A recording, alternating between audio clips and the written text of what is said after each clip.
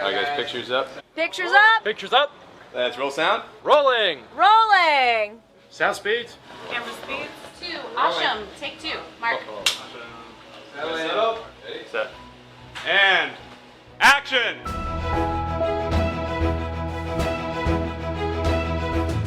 Welcome to the Penn Cinema Podcast, your behind-the-curtain connection for movie news and reviews. Now here are your hosts, Penn Ketchum and David Moulton. Welcome to the show. I'm David Moulton. And I'm Penn Ketchum. What's up? Welcome back. Welcome. Welcome back. Oh my God. Great. Know the tune? Cotter. Yeah, man. Yeah. What is not what a show. Carter? Cotter. Yeah. Yeah. I think that show would have been way less cool if they went with Carter. You're right. Like, Welcome Back, Cotter. Like, that's got a ring to it. That's TV. Yeah. I mean, I love TV. do you? I make so much fun of it on the show because I hate when people try to masquerade a movie or a TV show as a movie or vice versa. But if you're just telling me, hey, there's this great TV show on and you should watch it. Yeah. I'm all in. Sitcoms, reality shows, You know what is a bygone, like, game shows. thing that was just the way you experience things? What's that? Movies on TV. Remember? Yeah. Saturday afternoon movies or Sunday night Disney movies if you want to skew a little younger. Or Well, and it was a big deal. They're like, this Star Wars. I remember the prequels, like Star Wars primetime special. Well, pull that thread a little further. How did you know when it was on? TV Guide. You read it in the TV Guide. What's up? What? Well, probably more than 10 years ago, but I had to I collected Star Trek stuff. Of course you did. Of course I did. Right. My family encouraged it. And one of the things was my aunt had the TV Guide subscription, not the flimsy one you got at the store. No. The thick. Yeah. The thick one. And so whenever there was a Star Trek cover, I would get it. And I'd always be so excited because the cover would be so cool. And then the article would be like 3 paragraphs. And you'd be like, what? Why? Right. Yeah. Those are the days. And, there's very few truths in life. Right. One truth is no good deed goes unpunished. Right. Right. Another one is nobody ever hands the TV Guide to somebody else. You always chuck it. Right? Yeah. Right. Yeah, it's you never right. It's a great thing for throwing across the room or just to the other end of the couch. It's just heavy enough to get distance. Right. But just soft enough to not cause damage. Right. Right. Unless you hit someone in the eye. The corner. Right. 2 corners. Right. Right.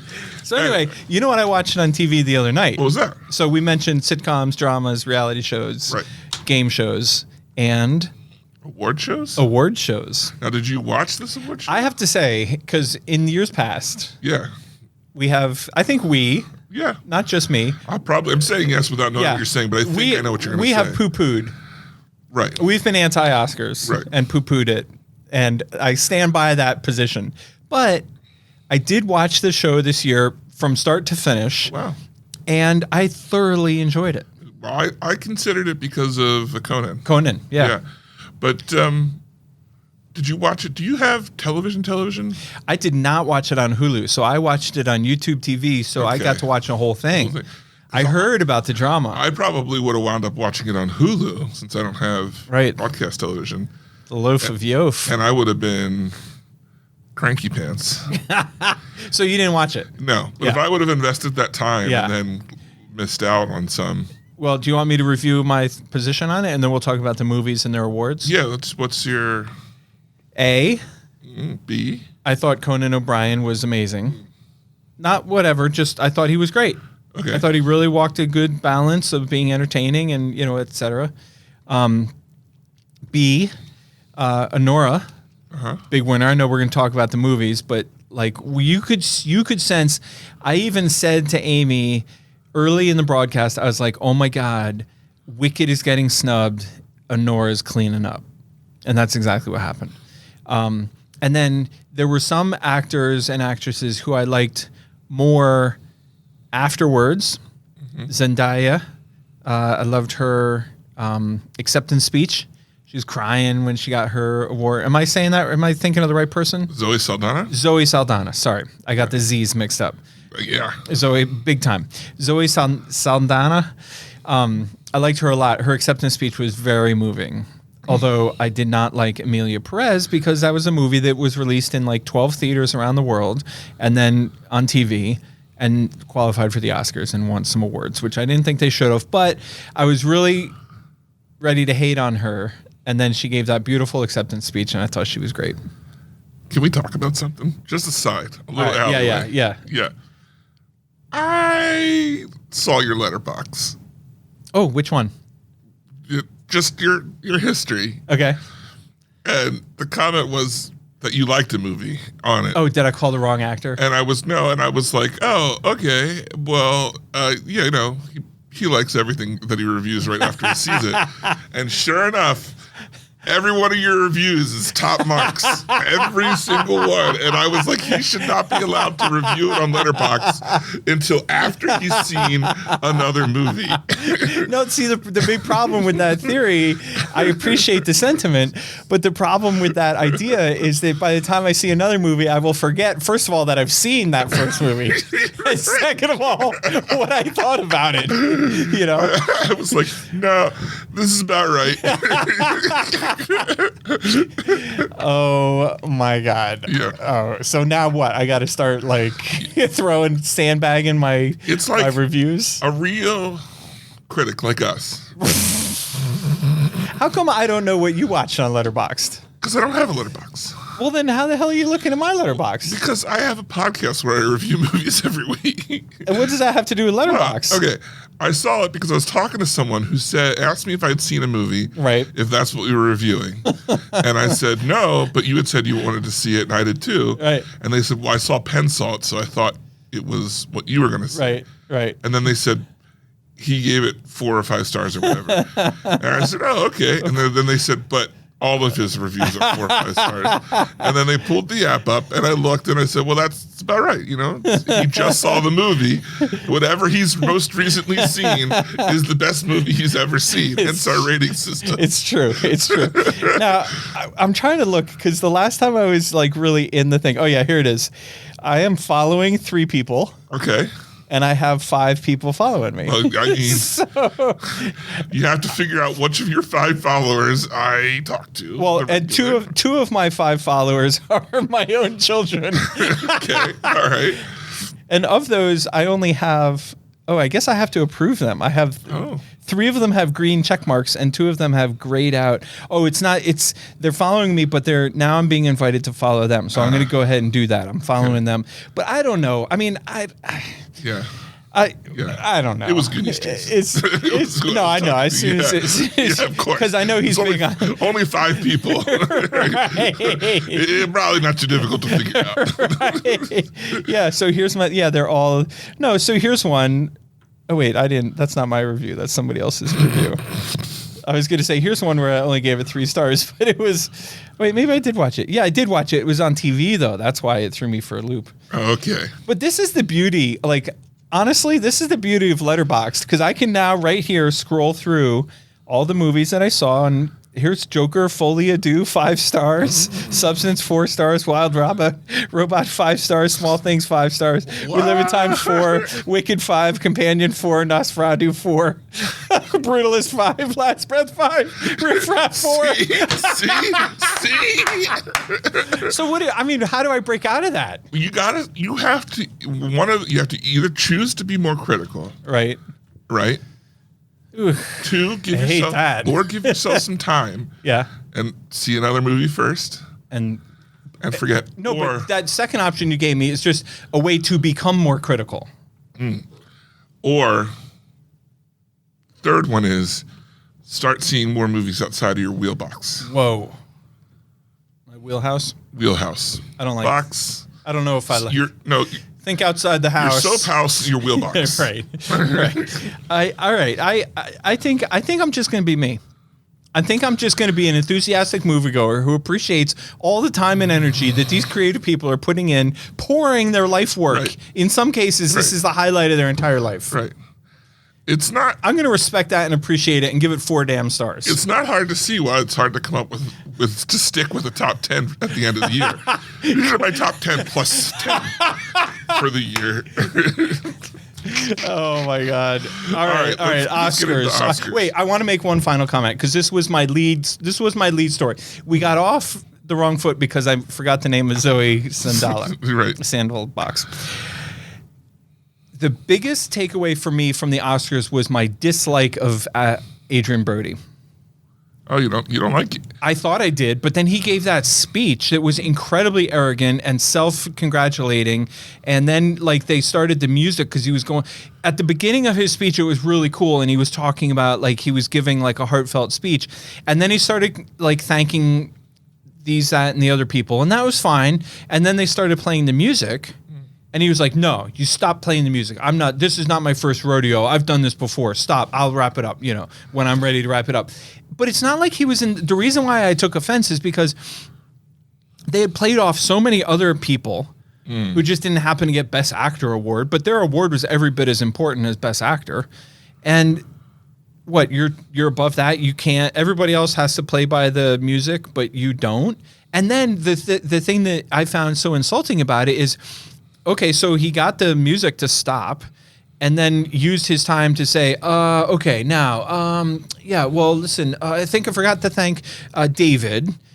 You know what I mean? He did, and I was upset. Yeah, I know you were. So that made it a little better for me. Yeah. But you hear what I'm saying. Like, right. If he was in the middle of an impassioned speech about some passionate topic, right, that he was using his newfound moment in the sun to preach, then good for you. But he just wanted to thank more people. Right. It was annoying as hell, and now I don't like Adrian Brody. Put it on him list with Jason Statham. He probably wouldn't wave back if you waved He would to him. Definitely would not wave back. Yeah, if he was surrounded by a bunch of beautiful women, he'd probably choose to talk to them over you. And that is appalling. That hurts. I mean, David, that gets me right here. Yeah. I understand. Right. I understand. All right, well, let's get into some of the winners. Best Picture. I think... I want to say I called it. Let me say how many stars I gave that. Probably 10. I'm just kidding. Did you call it? I don't know if it was last week or a few weeks ago. We talked about how it was sweeping all the other award shows. Yeah. And I said I bet it's going to win because it's winning all the other ones. Yeah. I will say, I think when you said that, I made the comment that I loved the movie, but I wasn't sure why it was getting like all the awards attention. I'm with you on that. I still don't understand. Like, I don't have anything bad to say about the movie. It was great. Yeah. Highly recommend it to everybody. But I'm not sure why it's an awards. You were saying that Wicked got snubbed. I didn't really feel like that was an award contender. That's financially, your like, problem. it was insane, but I didn't think it was an award. I liked it. To me, Wicked is now in the group with The Avengers and The Dark Knight and, a lot of popular movies that everybody in the world loved, and Oscar voters cannot bring themselves to agree with the common man. Yeah, they're not Oscar movies. Right. Yeah. Because Oscar movies are for wankers. Yeah, exactly. Yeah.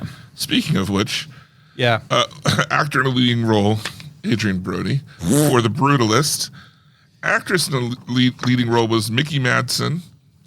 Sorry. And who did she beat? Other people. Demi Moore.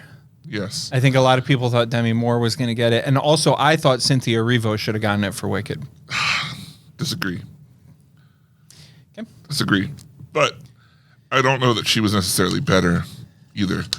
But anyway, she got it for Nora. Then we have actor in a supporting role, Kieran Culkin, which I thought that it was for A Real Pain. Great movie. It was a great movie. I gave 5 stars on Letterboxd. I bet you did. I did. I bet you did. No, but I thought that he did really good in that movie. And then Best Actress in a Supporting Role, Zoe Saldana. What was the name? Amelia Perez? Saldana. Is that the movie? Yeah, Amelia Perez. I have not heard anything positive about that movie. No, it's a piece of shit movie that got, for some reason, a ton of awards. It's a TV show that snuck into... Is a daytime soap opera musical that snuck into... I heard the music and stuff was really not good. Well, I'm saying, that's daytime TV musicals. And then Best Animated Feature. You loved this one, didn't you? Flo? Yeah. I only saw it this week. Oh, I thought you saw... Oh, maybe that was. Somebody else in my life saw Flow and told me it was the best movie they'd seen like in forever. I honestly, Somebody loved it. I really enjoyed it. We'll get into it later All right. in my what you stuff, but I think The Wild Robot was a better picture. Yeah. So Okay. that's the Oscars. I mean, did we predict everything spot on? Obviously. Yeah. Totally. Clearly. So you watched SNL this week, Yes. as you always do. Yes. I almost texted you, but I was like, I know he's already seen this. And you figured you were busy yesterday when I saw it. But weekend update. Yeah. They had the movie guy. Yes. And he was like, he's like, I think this one's gonna win, but didn't see it. I was like, ooh, this is hitting hard. They're like, Just a little too close to home. they're like, aren't you the movie guy? And he's like, yeah. It's like, Pom Bob SquarePants. yeah. I was like, oh, that's so us, especially year one. No, that was great. I love SNL. Man, they do a good job. Yeah. So moving on from the Oscars. All right. Walk us through the dreaded laser rot. Okay, Warner Brothers. You familiar? Warner Brothers? Yeah. Kind of Are they related they're to a new name Okay, yeah. on the scene. Right. They're up and comers. Yeah, apparently all their DVDs that they made from 2006 to 2008 were made in a way that is more than extremely prone to laser rot, which is those little dots that you see on the bottom of DVDs. So if you have any Warner Brothers DVDs that were printed between 2006 and 2008, you might want to check, because if you're someone who likes to preserve media, they might not be working anymore. They just will stop playing. Now, this is pretty big. Yeah.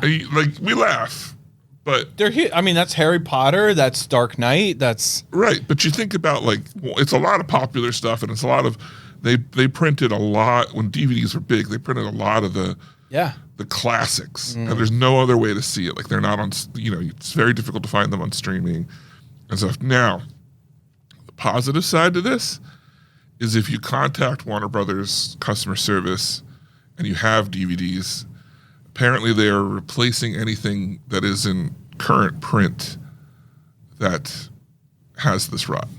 interesting. But if it's not in print, you're SOL. Do you have a big DVD collection? I do. Under my bed, I don't even have a DVD player right now, but I just couldn't bring myself to get rid of it. Yeah. Yeah.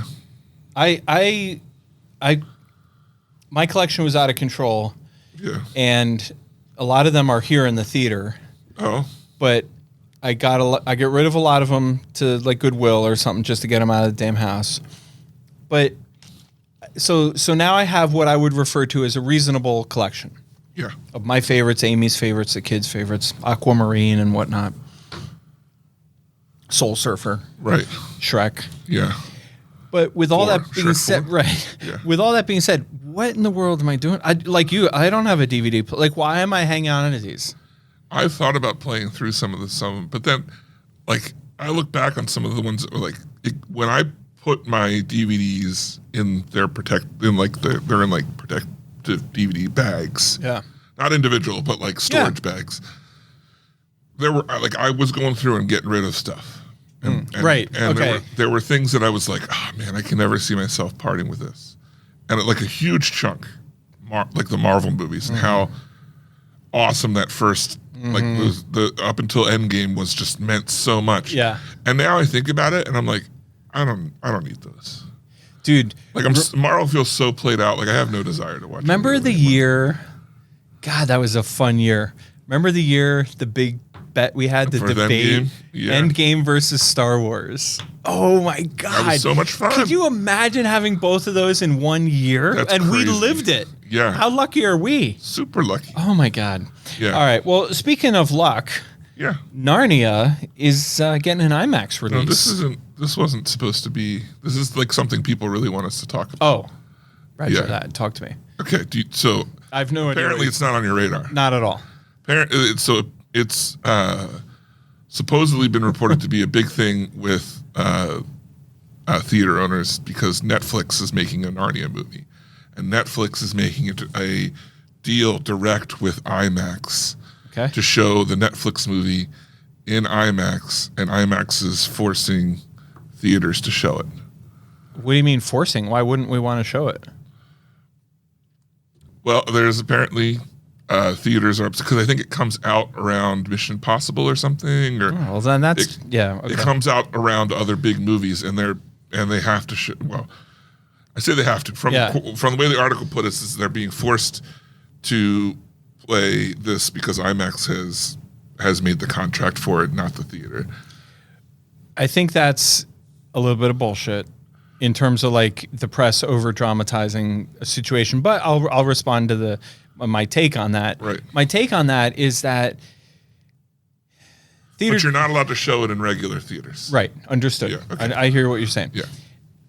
Which I'm sure IMAX negotiated with Netflix. IMAX has a relationship with every distributor. Yeah. And that relationship is not an assumed thing that is in perpetuity. Like theaters can take down their IMAX sign, and like a couple of years ago, I got into it with IMAX, and I told them I wasn't going to renew my contract, and I was going to take down my IMAX sign and just have a PLF, a premium large format theater with 420 seats and a gigantic, gorgeous sound system and screen. And the reason why I was fighting with them is because there was a local movie called I Heard the Bells that we were opening instead of Something Stupid that was the quote unquote the IMAX release that weekend. And I told IMAX, like, I'm not playing that. And then I said to them, I don't understand if I can't control my own screen, why I have, like, if our partnership is not designed to make the most possible money, if it's to satisfy your, other needs, then it doesn't make any sense to me, and I'll quit my contract. And then all of a sudden they sang a different tune, And so what I'm saying is, like, if they're going to make me choose between Mission Impossible or Narnia, I'm going to choose Mission Impossible all day long. And if that gets me out of favor with IMAX, then I'll take down the IMAX sign. And my point, and obviously I'm not going to do that, and it's not going to come to that, but I'm making an extreme point just to illustrate the dynamics, which are that exhibitors have an agreement in place with IMAX, and we can exit that agreement. So IMAX has some guardrails, in terms of how far they can push theater owners. Now, like, for example, this coming weekend will be this coming weekend is Mickey 17, and then the following weekend is sort of up for grabs. And if they wanted to release Narnia in IMAX on that second weekend, I mean, the other thing Netflix could be doing is negotiating 8 IMAX theaters around the country. You know what I mean? Like, you don't know. No, well, this is apparently wider spread. Okay, so it's wider spread, but IMAX is going to make a ton more money releasing Mission Impossible in IMAX than Narnia. So it's just like a lot of things in today's world. My default position is like, nobody's going to burn down, the bridge if the trucks can't get across it because they want the trucks to make the money. You know what I mean? And IMAX is not going to burn down their relationship with exhibitors over a title with Netflix. Yeah. But it's an interesting question. I mean, I'd love to get into it more, and I'll reach out to IMAX and find out what the deal is, and we can report back on it next week. Let's just make sure we covered everything that people want to hear. Because so down here, Trailer Master Jason wrote in, part of his letter was about this. He says, I just want to hear your thoughts about the IMAX Narnia deal that was in news a couple weeks ago. There's some more reporting done about how other theaters and movie distributors felt about the exclusivity. As a Narnia fan, of course, I was excited that they would release these films in IMAX. That sounds better than watching it at home, and I'd be there day one. But when news broke originally, I didn't even view it from the viewpoint that other movies won't be able to be played due to the exclusivity and also limited number of times to show an IMAX movie. Will a Narnia movie sell more seats than a Disney animated film, or is it better to just try and get Netflix to show more movies in theaters, even at the expense of Disney? How many people will show up to a regular theater to see Narnia not knowing it's IMAX only? How many people will show up to see Narnia in a regular theater, but it's not available in a regular theater? Oh, I see. They're expecting it to be in the regular theater, Right. and then they show up, and it's like, it's only in IMAX. It's the premium format. Yeah, I don't think people will care about that. I think it's an interesting question, Jason, and I will look forward to exploring it with IMAX and reporting back on it next week. But I mean, IMAX, to their credit, I mean, you know, I've continued to stick with IMAX, and I will continue to stick with IMAX. To their credit, they're trying to find creative ways to fill in the gaps. You know, there's some weekends that are automatic. Mission Impossible is automatic. Avatar is going to be automatic. Jurassic World is going to be automatic. But then there are other weekends, like the second weekend of Mickey 17, where it's like, hey, what are we doing? You know, but like, for example, they negotiated a deal with The Chosen, you know, that religious movie. There's some, I forget if it's a season premiere or a season finale, but The Last Supper is getting episode 1 has an IMAX release. It's only on opening day. But like, kudos to IMAX for seeking out that relationship, negotiating that deal, and that's going to sell a ton of tickets. Right. When you ask, you know, what's going to sell more tickets, Narnia or something against Disney, I mean, it depends on what Disney is. But I think if you're asking Narnia versus another kids movie, I would say Narnia. I mean, kids movies do not do great in IMAX. I think a lot of this also depends on how the trailers for this are sold. I'm not just saying, Like, is an event. Well, is it sold as an event, and is Narnia marketed to the right people?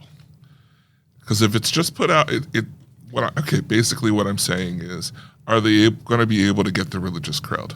Is this a Because that's if there's a lot of like contention about it being too. Isn't the religious crowd anti-Narnia? No, C.S. Lewis is huge. Oh, okay.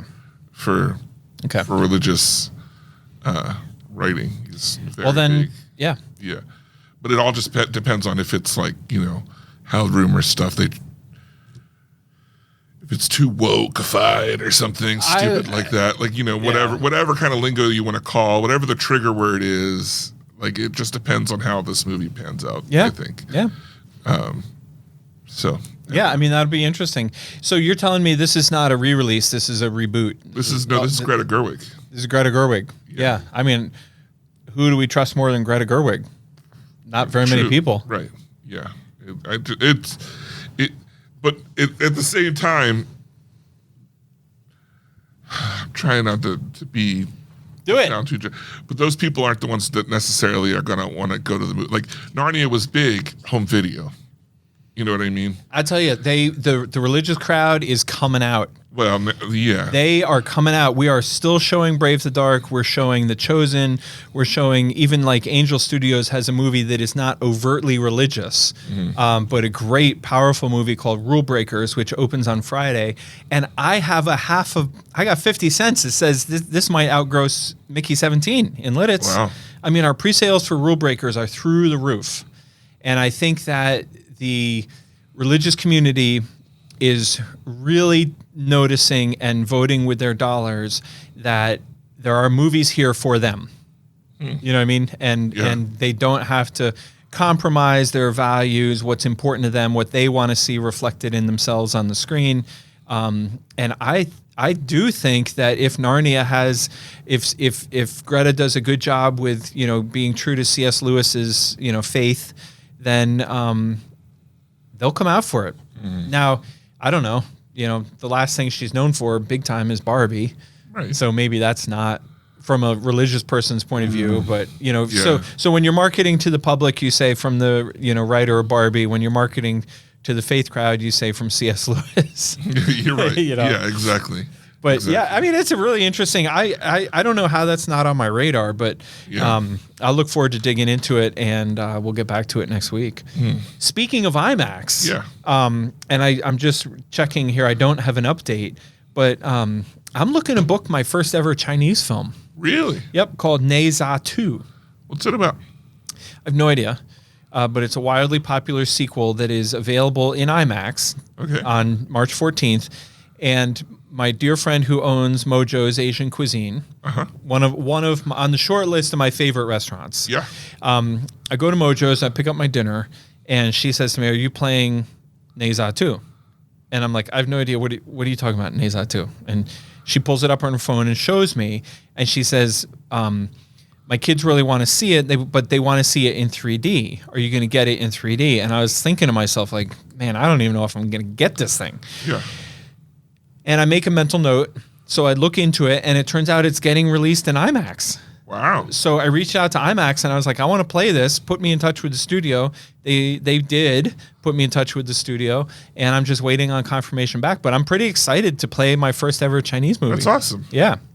Is it live action, animated? Yeah. Is it live action? I believe, I don't know. I mean, I shouldn't say that so quickly. She showed me a little, Yeah. like screen. It might be animated. I don't know. I don't know anything about it. Interesting. But it looked like fun, and she was super enthused about it. And I thought to myself, you know what? That particular weekend, probably what I'm going to do is play Neza 2 and either like a show a day of Mickey 17 or bring back Led Zeppelin, which has been a freaking home run in Nice. IMAX. Yeah. Nice. So anyway, yeah, I mean, I said what I said about IMAX because it's true, but we've had Rocky Road in the past, but it is true that they have really stepped up their game in terms of finding better things to fill in the gaps in between the automatic titles. Awesome. So, All right. Well, that's all the news fit to print this week. oh eh? God, we doing this? Are we doing it? I don't know. Do it. Should we do it? Do it. Yeah. Do it now? Yeah. Well, now or about now? Oh! You thought it was the fun I did. I got mine mixed up. Got my soundtrack mixed up. Okay, David, this week we have 8 Movies. trailers. We have a variety of really fun, exciting, good, interesting looking trailers and a list of boring, crappy looking, shitty movies. Yeah. This was hard to pick. trailer. Mine was easy. Mine was hands down easy. Really? Yeah. Should we just go top to bottom? Yeah. All right. The first movie is Jack Black and that big guy, Jason Momoa? Jason Momoa, for a Minecraft movie. Yeah. Why are you grinning? This movie is either going to be insanely huge or incredible flop. I think there's no in between. I completely agree with you. Because I think it looks like, as the French would call, ass. But the subject matter is very popular. The subject matter is popular. I don't think it looks like ass to anyone except you, but I just can't stand to look at Jack Black. I mean, the visuals look like ass, not the story. I don't even know. I think the movie's going to be huge, but we just put tickets on sale yesterday, so I really don't know. I don't have good pre-sale data to share with you. But what did you think of the trailer? It looked all right. I think it's about. Well, it's a. Yeah, it Looked French. Yeah. Well, That's going to be our new code from now on. Yeah, it looks French. It looks French. It doesn't look bad, but then some of the scenes remind me of Sky Captain in the World of Tomorrow. Do you remember that movie? Yeah. It's like one of the first fully blue screen movies where there was no set. Green screen. Green screen. Well, were they blue then? I don't know. Yeah. Maybe they were. Next up, we have Sacramento, which, man,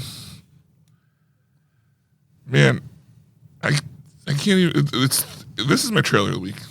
This is a great trailer. I enjoyed this trailer. Just because I'm interested to see it. It looked funny. It looked like it's going to be one of the. It's reminded me of A Real Pain. Yes. Where it's marketed way funnier than it's actually going to be. But it's super touching. And it's probably going to be just really touching and kind of somber to watch. And it's basically what you written down here. It's super bad for in the 30s, but I didn't make that up. No, that was on the trailer. When they show reviews on the trailer, one of the comments was super bad for anxiety-ridden 30-year-olds. Yeah. Are they brothers or are they friends? I think they're friends, but I'm not sure. I mean, I want to see this movie. Yeah. So basically, it's you got the tightwad guy who's about to have a kid. Yeah. Who's like struggling with the anxiety of a kid coming, and then you have his loose friend who's socially how do I say it? Like carefree friend. Yeah.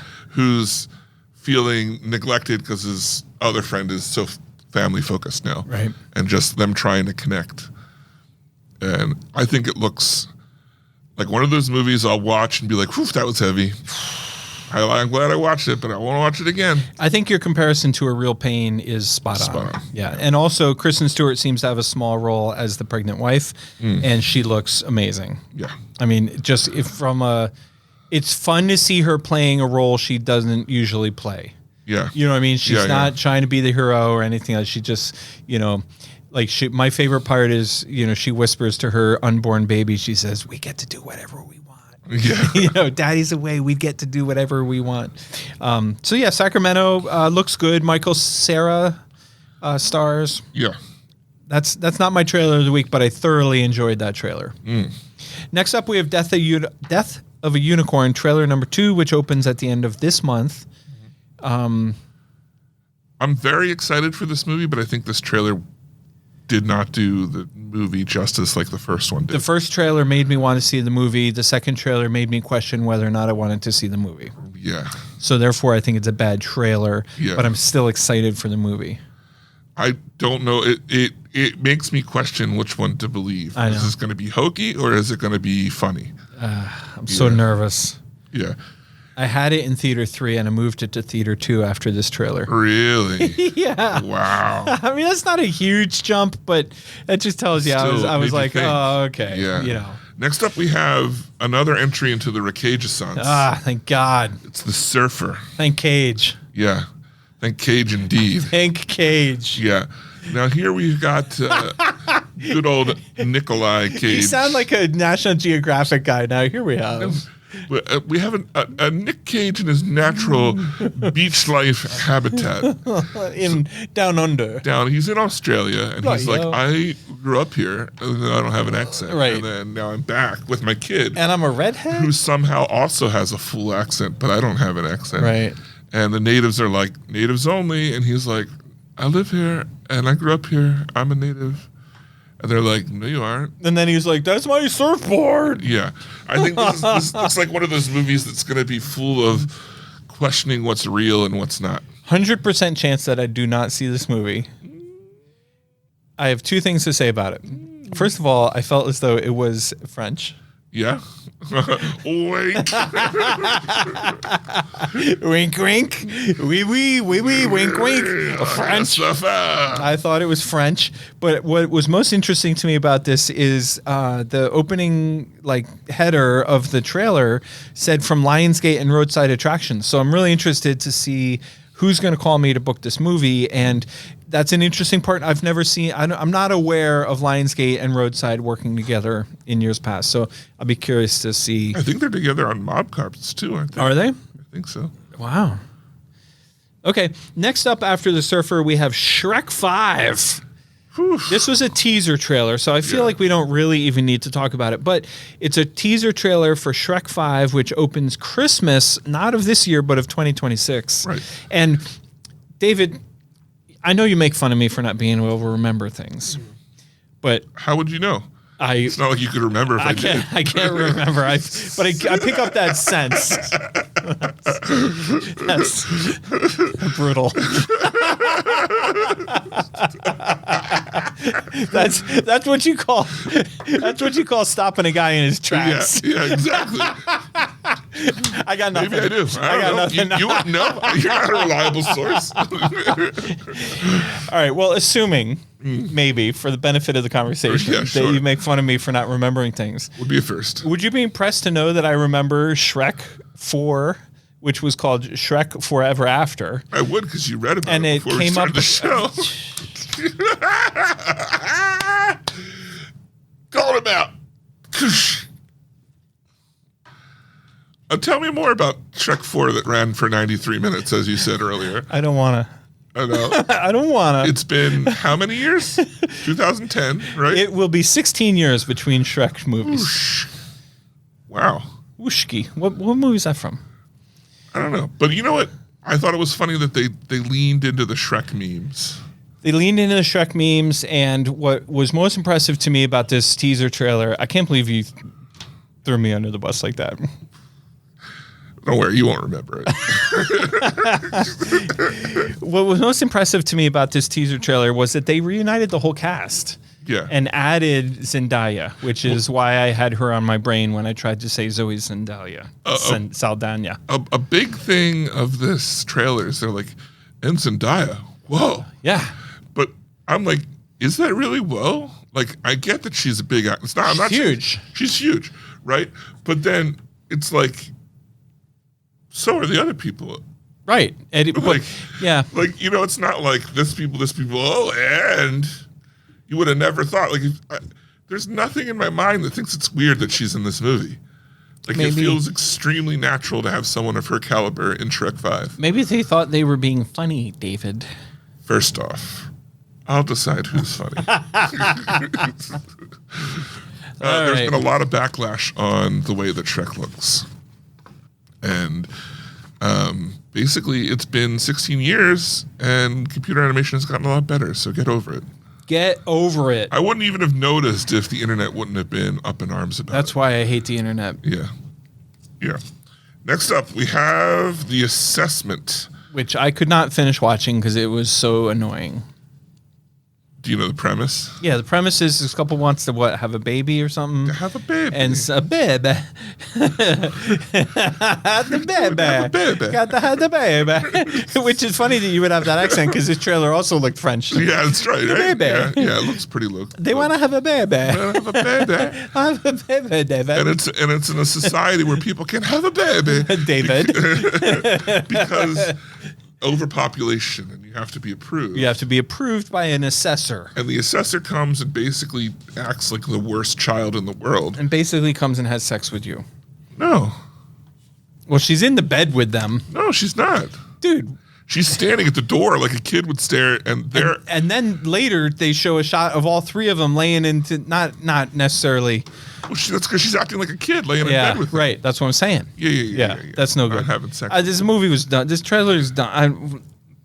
Is it because you were so traumatized by having children? It's That you can't, your PTSD won't let you go back. having children is the best thing that ever happened to me. And it ruined me. And it also ruined me. I don't know. Whatever. I'm sure. Here's the thing.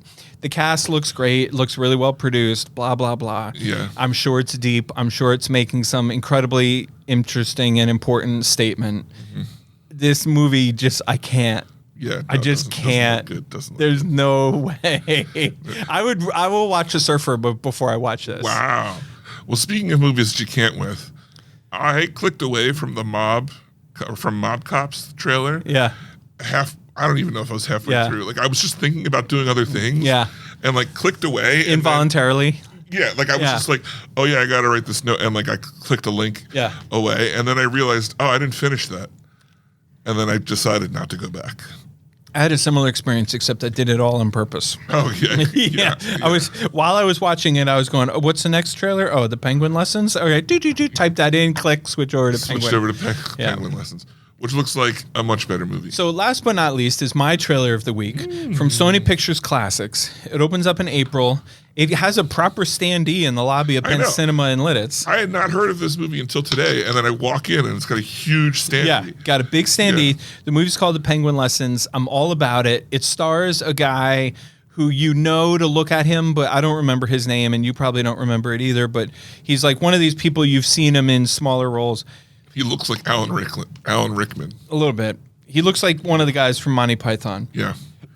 He might be one of the guys from Monty Python, for all I know. He might be all the guys from Monty Python. Well, anyway, he plays a teacher who accidentally gets stuck with a penguin. Yeah. Is that the shortest way you can say it? That is the shortest But way. it's like a feel good. It's like a forced friendship, but then of course the penguin opens up all kinds of feelings and, makes the guy much more relatable and, inadvertently brings all these great things to the guy's life. And as you said, it looks like a feel-good, heartfelt movie. Yeah, he says, I wanted a woman and I got a penguin. Yeah, right. I got to impress the woman and she left or something like that. Something like that, yeah. What's the line? I think it was from... it was from a completely different... Oh, it was from Sacramento.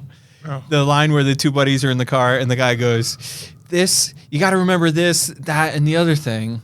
like bad things, and then he like pauses and then like stops his sentence. And? Michael Sano's like, yeah, and then what? And he's like, no, that's it. It's just like, it was great. So we're excited for Shrek 5, and we're excited for, well, not excited for Minecraft, but it looks pretty decent. We're excited to see Death of a Unicorn. But the 2 movie trailers that I would recommend you, dear listener, go listen to are Sacramento and The Penguin Lessons. All right, that's all we got for trailers.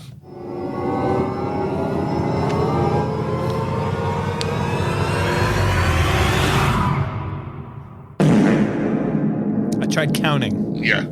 You started counting really early. It's more than 10. It's more than 10 beats. I'm going to count how many beats. Okay. And I'm going to get it next week. This week we reviewed a movie called Riff Raff. Yeah. Starring Jennifer Coolidge, who, by the way, where did she appear? She appeared late. In Minecraft. In Minecraft, the Minecraft movie. Yeah. It stars Jennifer Coolidge, a couple other people, but also Bill Murray, Pete Davidson, and who's the dad? Wait, I know this. It's like I know it. It's like rock star. Super famous, great actor. I just watched this movie this morning. Yeah. It's not Woody Harrelson. He was in Westworld, both versions of Westworld. Yeah. Not Ted Danson. I can picture. He was talking to him. His picture. He's such a great. Anyway. Ed Harris. Yes, Ed Harris. Great movie called Riff Raff. David, I watched it this morning, so we won't fool around with whether or not we watched it. Okay. Did you watch it? Yeah. And what did you think?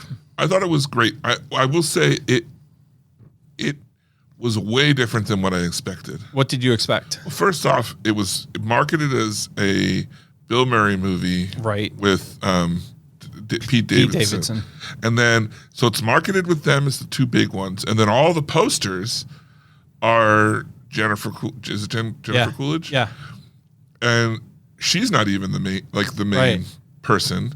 Ed Harris is the main guy, and the kid. And the kid, who is amazing. The kid is amazing. I can't wait to see the kid's next movie. Yeah. I thought that he played that role so believable. Perfect. Which means that it means he's a good actor. The scene where he comes around trying to light the grill while the 3 of them are on the deck, like pouring their hearts out, like hearing this incredibly important and awful story. And the kid's like, real quick, mom wants the steak soon. So, and they're like, he's kind of impressionable. And he like picks up on everything and swears like everybody. This movie, and then I read a synopsis, I think a week or so ago. And it was like, the synopsis was that, Bill Murray and Pete Davidson are hitmen, and they're on the run. And Jennifer Coolidge is Bill Murray's wife, and she has to hide out with him. And I was like, that's not what happened at all in this movie. No. Yeah. Anyway, I was planning to watch this movie with Amy. Yeah. I had her all talked into watching it with me on Sunday afternoon. Oh. Then she said, maybe we should invite my mom. And I said, that would be great. Let's do that. So while Amy's on the phone with mom, I'm quick Googling, why is Riff Raff rated R? And I'm like, language, gunshots, fighting, knives, stabbing, bloody. And I'm like, maybe this isn't exactly the right movie for grandma. And then it turns out, of course, Amy doesn't watch movies with guns, so she's out. I thought this movie was exactly what I expected to get, which is one of the things I appreciated about it. I thought that Pete Davidson and Bill Murray, I wish there was more of them, but they were awesome together. I think it was the perfect amount of their characters where they stayed really great and not overdone. Yeah. I will say the only thing that I didn't like about this movie is, like, every time somebody died, but you knew they weren't going to die, they didn't die. Okay. Like when the 3 of them all shot each other in the woods towards the end of the movie, and then of course all 3 of them reappeared in the house. Right. And as soon as the camera cut back inside, I was like thinking to myself, at least one of them is not dead. Right. And then somebody comes back in the house, and I'm like, oh, that's cool. Oh, and then here comes Jennifer Coolidge. Oh, and here comes a third one. Yeah. I really dislike Jennifer Coolidge. Really dislike. That's going to make it hard to like this movie. Well, one of the positive things, she plays a very dislikable character. Yeah. So it worked. Right. Like my initial thing of seeing her, I was like, oh my gosh, this is going to take a lot to build up out of. But then they made her so unlikable, Right. and that it worked. Because a lot of times she plays unlikable characters, but she plays them like they're supposed to be the runaway endearing character that everyone loves because they're so not crass or like they speak their mind or they're goofy. Right. They're a goofy, horrible person. Right. And then she was just horrible. Yeah. So, I enjoyed this movie a lot more than I thought I was going to. This movie to me, I'll talk about it later. I saw The Last Breath. This movie to me was a lot like The Last Breath. It's a good, fun movie. It's, more than an hour and a half, but not quite 2 hours. And it's pretty much exactly what you think you're going to get. And it's not trying to say, there's no like inspiring message or, it's just a story. It's just a story. It's just a story. It's not overly anything. Right. And it works. Yeah. And because I after seeing the trailers, I thought, it's either going to be way more serious than it's showing, or it's going to try and be goofy. Yeah. And fail. And the other thing that, I let my disbelief get in the way a little bit, because that big climatic scene in the cottage, in the cabin, when Rocco bursts onto the scene with his gun pointed at Bill Murray and says to freeze. Now, Bill Murray and Pete Davidson both have guns pointed at Rocco's family. His pregnant wife, his father, the whole scene. And Rocco is a guy prone to violence who has killed, he's a mobster, right? I mean, that's my understanding. I don't think, well, anyway. Yeah, low level, yeah. He should have just come around the corner and shot both of them, right? That he had the element of surprise. He could have, shot both of them before one of them could have turned around and shoot at him. And then the whole thing would have been easy peasy. I think he's supposed to be an idiot, though. I guess. My favorite part of the movie? There's so many to choose from. Right. Is when Bill Murray and Pete Davidson is at their normal house, and the neighbors come in yes, with cookies. Yes, that was absolutely the best. And she gives them the cookies, and they're eating them. She's like, you want to know the secret to those? And you can tell that something's off. She's like, it's made with orange juice instead of sugar. And she's like, you can hardly tell. And they're like, no, you can tell. Pete Davidson. You can tell. The thing, I mean, okay, so that scene was awesome. But if I want to be a movie critic, what I would bitch about at that scene is that in that one scene, Pete Davidson played Pete Davidson and Bill Murray played Bill Murray. Right. Which I was excited for. I think the audience, probably everybody felt the same way. It was great to, like, Bill Murray was his usual, he was really animated, oh no, you didn't, really fun and hokey and you're right. That was the best scene. They made the big deal about not killing people, and he's like, I feel like those people need to be killed. Right. And then they come out to the car. Oh, this handgun was in the couch cushions. Yeah. Yeah. That was great. I really like. Now the big question is, because last week we talked about Riff Raff 2. Bill Murray put on a lot of effort into sounding like a New Yorker. A Boston accent. Yeah. As a New Yorker, what did you think of his accent? I thought it was great. I thought it was spot on, and the evidence of that is that I didn't think about it throughout the movie. Right. It's great. There you go. Yeah. There you go. All right, Riff Raff, best movie I've ever seen? Best movie I've ever seen. Awesome. All right, well, that wraps up. Next week, we're going to watch Mickey 17. I'm assuming, highly anticipated. When does Looney Tunes come out? Oh, my God. March 28th. Okay. Poster downstairs says it was last week. And I was like, wait, what? But oh, right. It got moved. Right. So, cool. They spent the money to send us an email saying it was moving. They did not spend the money to print new posters. How dare they? Mm-hmm. How dare they? All right. You ready to move? Please. To something else. I'm looking at this. What does this do? Oh, we don't use that anymore. Yeah, I was like, that should be our film review. Best movie I ever saw. Yeah, best movie. Oh, there's more to it. It was supposed to be like the film was ending. It was supposed to be like the in between, but That sound gives me post-traumatic stress. it just didn't work. Yeah, lame. All right, so next up we have listener feedback, questions, comments, answers, and so forth and so on. And this week we heard from, I don't know if it's a surprise, because I don't feel like you know what's coming. We do the gobble gobble. Ah, fooled you. Fooled you. It's the final countdown.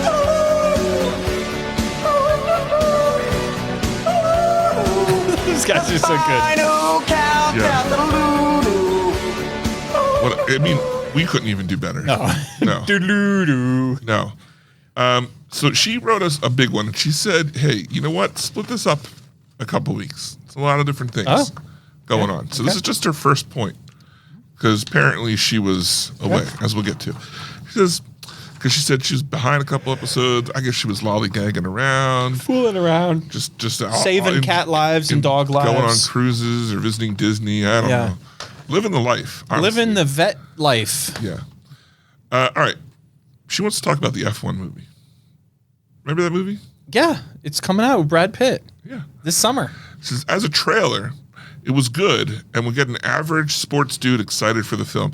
For an avid F1 fan, I have some reservations. Hopefully there is more to the movie than just the we want to win at any cost that was portrayed in the trailer. From what I've heard in some of the F1 community, I thought it was about an up-and-coming driver, Damien Idris, and the older getting pushed out of the sport driver, Brad Pitt. Here's my problem. What's your problem? That's not Penn's problem. Sarah's right. This is a problem with the win at all costs, the hell with safety theme in the trailer. Problem 1.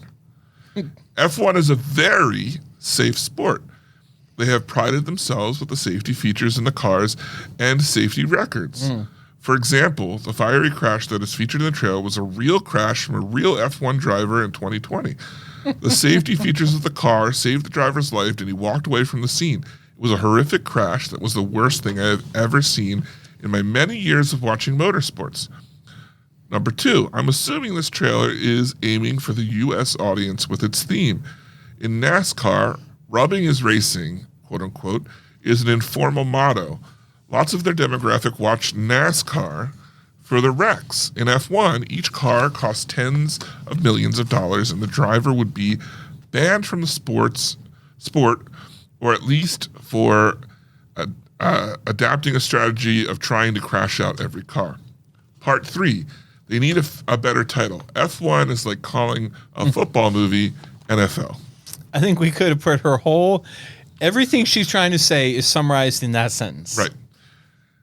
A few bright spots that make me hopeful that this just happens to be the angle they were going for in this particular trailer is that the movie had the full cooperation of the Formula One and is produced by one of the world champions in the sport who still is an active driver for a Ferrari, Lewis Hamilton. There was a period there, I think it was a comma.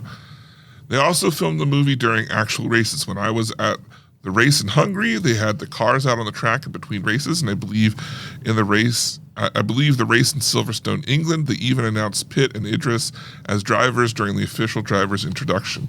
I'm looking forward to watching this movie and offer my services to Penn and David if they would like to have an interpreter there when they watch the movie. I think it will be especially amazing in IMAX. If anyone wants to do homework, they can watch the Netflix show Drive to Survive and be fully up to speed on F1 and the drivers involved. I'm sorry, Sarah. You're not going to be able to see it in IMAX because we just booked Narnia. Yeah. Sorry. What's up, C.S. Lewis? See, it's big.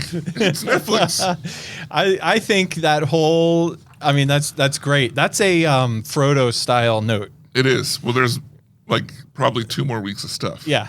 But I think the whole note could be summed up. Her one sentence was told me everything that I need to know about how she felt about this movie when she said, naming this movie F1 is like doing a movie about football and naming it NFL.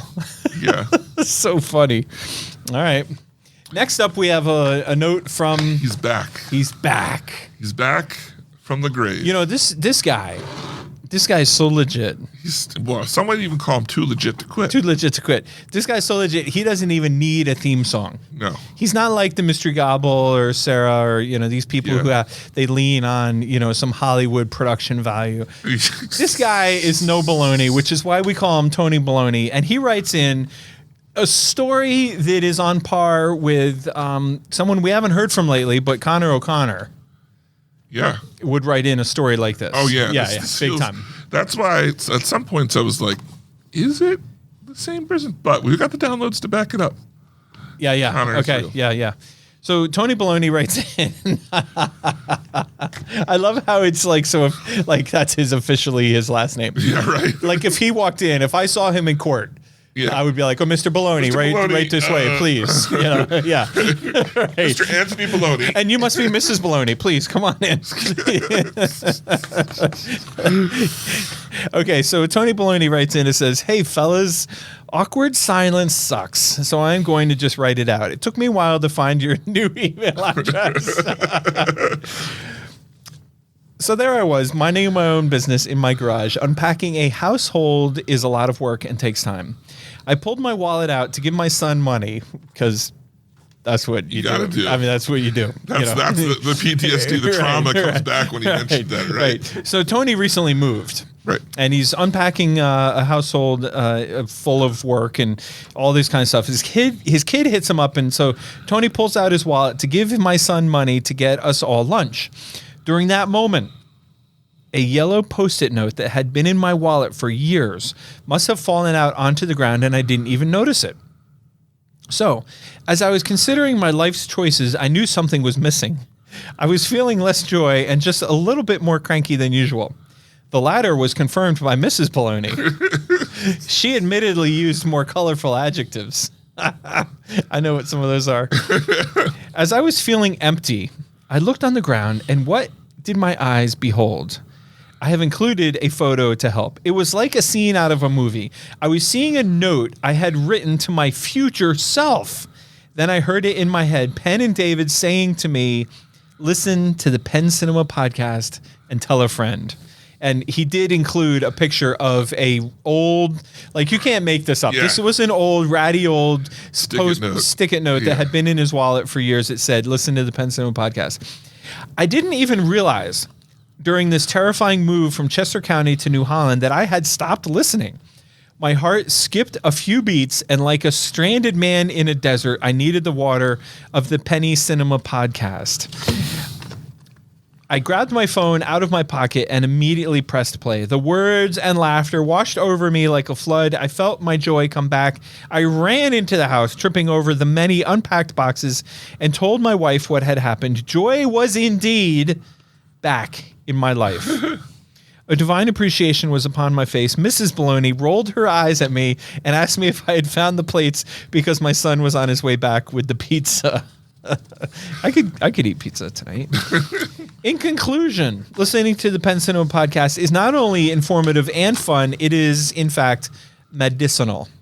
I could have made up all kinds of excuses for not listening to the show, but I won't.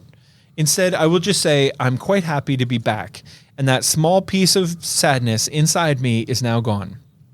I will quote a line from a movie I love called Babe, and the quote is, "That'll do, Baloney. That'll do." So good. Tony Baloney. Tony Baloney in the house. Good to hear from you once again. Living large, that New Holland life. New Holland life. He told me that after hearing our top 10, he went and watched The Wild Robot and Cried. was crying his brains Yeah, out. I'm sure he was. You can't watch that and not cry. He said he wouldn't have watched it if it hadn't been from our high recommendations. So somebody else. Yeah, somebody else told him about it. Maybe he heard somebody on the Penny Cinema podcast Anyone ever call you Penny? all the time. Does it get to you? What's worse, Penny or when I call you Pendulum? Nobody has called me Penny. I used to work. I didn't really work with her, but when I worked for MHMR, there was a woman who worked at the Mental Health Association in Lancaster County, and she called me Penny Pasta. Wow. And that was one of my favorites. Because when I was little, people would make fun of me and call me Penny, and then I used to be like, then they would feel dumb and they'd apologize, and I'd be like, it's not my fucking lame sense of humor that was just put on display for the whole world to see. You don't got to apologize to me. But I really appreciate like the creative. Some people have referred to me as Benjamin. I like that one. Benjamin. But this. You ever get Penelope? I've gotten Penelope, but that's like not as funny. Oh yeah. It's like whatever. Lame. Yeah. But Penny Pasta, I thought was had a nice ring to it. I noticed that Pendulum isn't on your list, and I think that one's pretty clever. All right, next up, Trailer Master Jason writes in, "Hey, Penn and David. I keep forgetting to send this email in, so hopefully I did it before this week's show, but I have a couple of quick things. Now, we already touched on the Narnia thing. He says, I went and saw Captain America Brave New World for the IMAX fan event and had a good time. One bonus thing that I loved seeing was the Fantastic Four special IMAX countdown that normally plays down from 10. I thought that was a great advertisement for Fantastic Four. Just curious for Penn, was it just during Captain America IMAX showing, or was it showing in front of other IMAX movies? Thought that was pretty creative and a fun advertisement. Is there a special thing, or is that just the IMAX thing? No, it's special, but it was just for IMAX. Okay. So there you go. Glad you loved Captain America. Speaking of Captain America, I know you touched on it already, but that green/blue screen background for Captain America's speech to the Red Hulk at the end was rough. Rough. Trebek. Just makes me think of that. I heard another account online that some people in their theater actually laughed because of how jarring it was. I literally looked like it was filmed the week before the movie came out. I'll agree that it looked quite bad, but I think it wasn't as jarring for me because we'd seen enough of the trailers, and in every trailer that they showed the cherry blossom scenes looked really I will say that it was jarring for me. I'm surprised. I guess I'm a little surprised to hear the whole theater laughed, but I'm not. I mean, I agree. I mean, we've established on this show that I'm not like Mr. Expert on like CGI. Right. He hasn't even realized that I'm not here. He's so lifelike. I thought I noticed it, and I did. I commented on it when we reviewed the movie, and I think what was so fascinating to me is, I mean, this was literally a Marvel movie put out by Disney. Like, there's no excuses. You can't say, oh well, Sony doesn't know how to do this, or it's a poor franchise, or like this is Captain America, Marvel from Disney. Like, this should have been taken care of. I saw something that was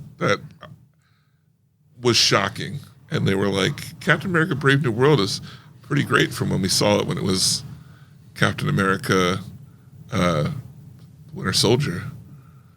And they went through the beats. They're like, brainwashed super soldier, Captain America tries to get him out of jail, causes friction with his leader. His leader turns out to be bad. Like, all that kind of, like, it was like not exactly the same, but like the beats pretty close were like really close to like the story arcs. So anyway, all right, look, that's all the notes we have this week. If you want to write us, podcast@pencinema.com is our new email address, just in case you were like Tony and you didn't catch it the last time we talked about it. I felt bad for him that he took so long. Yeah. He probably wrote it down somewhere, packed up his boxes, and by the time he thought of writing in, he had to look up the new one. Exactly. It comes quick. That's the best way to get in touch with us. But that brings me to part of the show where I have to ask, Penn, what's up with you?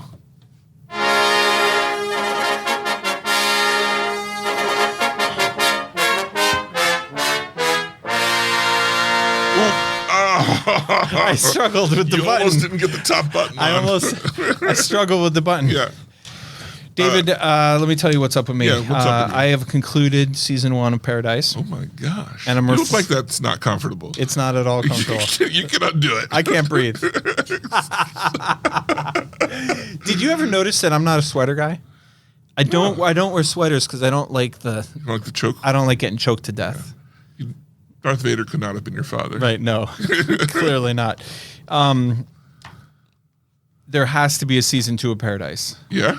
I mean, if there's not, I'm reality gonna no. It's on Hulu. I want to say Hulu. No, Apple TV. It's on Apple TV or Hulu. One of those. Paradise. Paradise. It's called Paradise. It's with Sterling K. Brown and a bunch of other people, and he's amazing in it. I just can't wait to see him. At the end of it, did they pave over Paradise? They did. That's the whole premise. And they put up a parking lot. Indeed. Yes. That's crazy. Yeah, and the apples had spots on them. Whoa. Yeah. I think I've talked about this show before. I liked it. I recommend it, but it's not like awesome. Amy and I continue to watch season 2 of Severance, which we are loving, even though it's so freaking weird. And also it puts me to sleep. I want to rewatch it like in the middle of the day when I'm not like exhausted. Yeah. Because usually by the time I'm watching it, I'm like dozing off. Yeah. You know? I hear you. And then Amy says like, what did they say? And I'm like, I don't know. I was asleep. Why'd you wake me up? Where'd she come from? And I'm like, I don't know.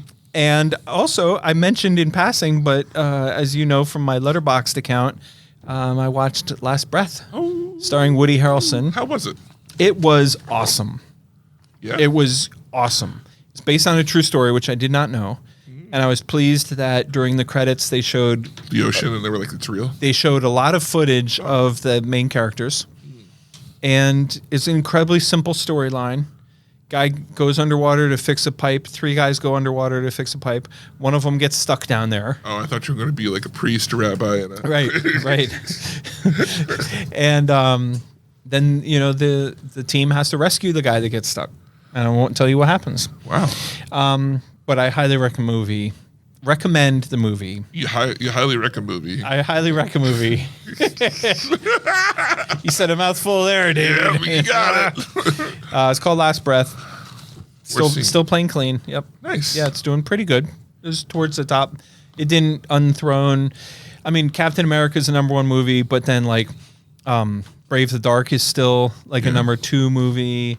Paddington, Dogman, those are all still doing a ton of business. Good. So, what about you? What's as the kids would say, as they say in French, what's up with you, Monsieur David? Monsieur Multano. You know, when I was in French class, I don't know if you did, but you had to pick a name. Oh yeah. And that was Jean-Paul. I think I knew about it. I think Yeah. we've talked about that before. Speaking of making fun of your names, did anyone ever call you David Mulligatawny? No. There you go. No. That's what I would have gone with. I get very little, other than molten lava. Oh yeah. Yeah. But that's so obvious. And ladies love the molten lava. That's what I've gotten that one too. Yeah. Hey girl. Hey girl, but you know, it's usually on the first name. Yeah. Like, there was a while where the quote unquote boys called me Dad. Oh. Stood for dumbass David. Maybe that's why my kids call me Dad. Dumbass Dad. Dumbass Dad. Yeah, Dad is part of the acronym. right, exactly. Anyway, what have you been up to? Well, you know, last week was my first week back to work since the big vacation.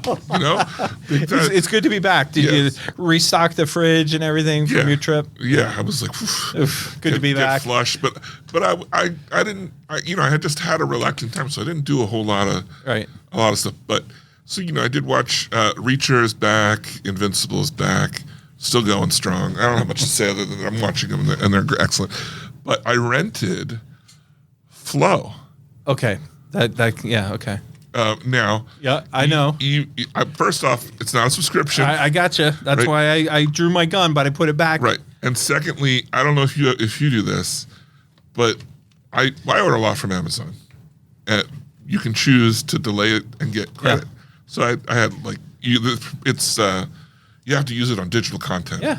And so I rented it with that. So I didn't No actually judgment here, David. No judgment. good. So what'd you think of Flow? Because I thought you had already seen it, but obviously No. it got you mixed up with somebody else. Yeah, I liked it, although I really wish I knew anyone who had seen it, because it gets a little metaphysical at the end. Did we play it at Penn Cinema? I can't remember if we. I don't know if you did. If you did, it was really right. I kind of think I remember seeing a sign for it. I think we did, but I don't think it played very well. There's no speaking in it, but there's noise. Oh, I did not play it. Okay. I'm sorry. Variance Films reached out to me in November, and I declined because we were sold up with Wicked. It's very good, but it gets weird. It got best animation. Animated. Yeah. One of the things I thought of immediately is the animation is give or take. I mean, it's beautiful, but it's also like it's beautiful and still. Mm-hmm. But sometimes I didn't really care for it completely. The cat is amazingly animated, but some of the other it's like whoever did it, the people who did it took a lot of time on the cat, and the other animals don't feel as real. Mm. There's a lemur, a capybara, a lab, there's a couple dogs, and a secretary crane, secretary bird. And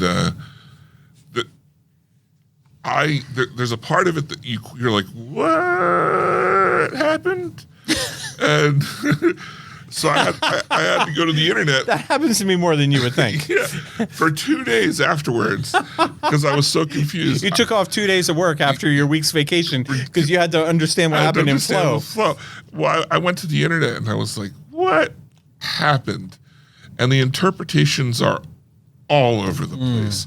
And then from that, I found that my interpretation of the ending is not unheard of, but like wildly off from the way I took it as a very like positive ending, but apparently a majority of people take it as a very bad ending. But I don't see how. Like I even went back and rewatched the ending to see if I could see it from their perspective, and I just don't. And I don't want to totally spoil it, but I might tell you after we stop recording. Yeah.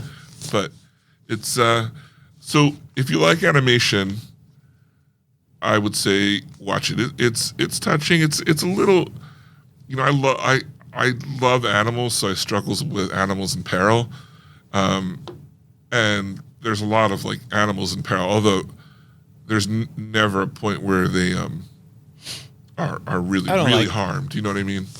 I don't even like the phrase "animals in peril." Well, I mean, like a cat trying to I know swim exactly in the what you mean, ocean. but I'm saying I can't stand that. Yeah, it was a little intense for that, but it's not very long, and it's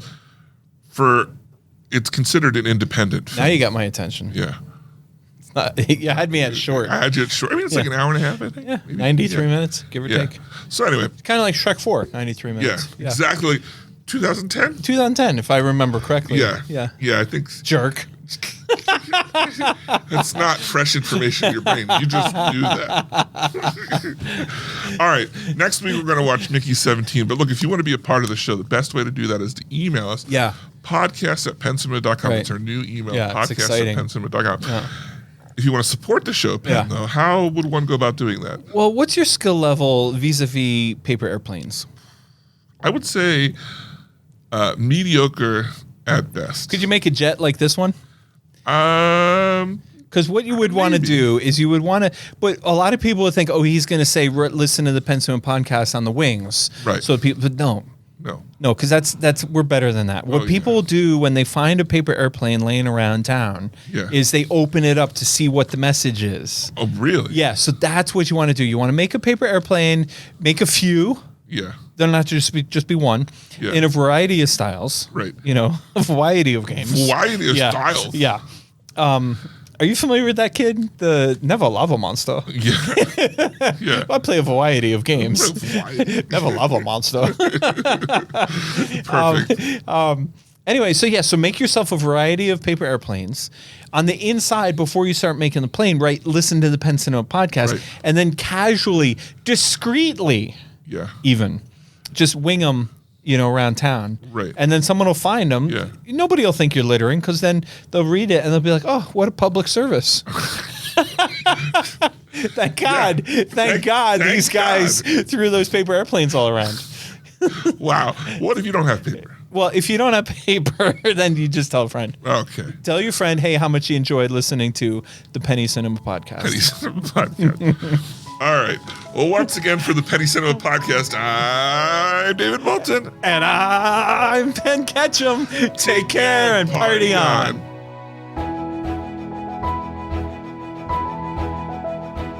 Thanks for joining us this episode. Our hosts would love to hear from you. To contact the show with your thoughts and reviews, email podcast@penncinema.com. This podcast is a production of Penn Cinema. Escape to the movies at Penn Cinema, featuring crisp digital projection, killer sound, reserved seating, and premium power recliners. With locations in Lancaster, Pennsylvania, Wilmington, Delaware, and Huntington Valley, Pennsylvania. Showtimes and tickets available at www.penncinema.com.